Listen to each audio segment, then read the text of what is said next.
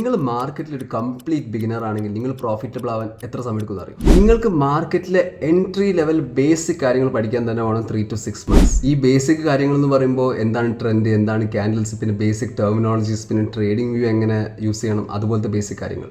ഈ 3 to 6 months കഴിയുന്നതോടുകൂടി നിങ്ങൾ indicators എന്താണെന്നും സ്ട്രാറ്റജി എന്താണെന്നൊക്കെ ഒരു ചെറിയൊരു ഐഡിയ കിട്ടിയിട്ടുണ്ടാവും.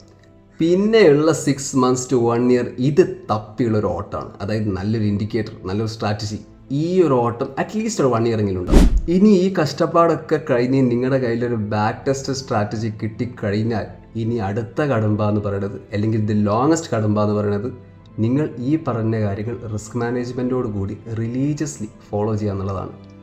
ഈ പറഞ്ഞ കാര്യം ഫോളോ ചെയ്യാനാണ് ഏറ്റവും കൂടുതൽ സമയം എടുക്കുക.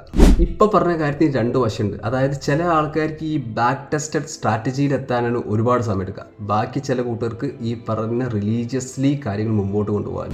ഞാൻ ഈ പറഞ്ഞ അവസാന കാര്യത്തിലാണ് ഒരുപാട് ആൾക്കാർ 2, 3, 4 വർഷം കൊണ്ട് കളയാം. സോ നിങ്ങൾക്കറിയാം എന്ത് ചെയ്താലാണ് നിങ്ങളുടെ സമയം ലാഭിക്കാൻ പറ്റുക എന്നുള്ളത്. So don't waste time.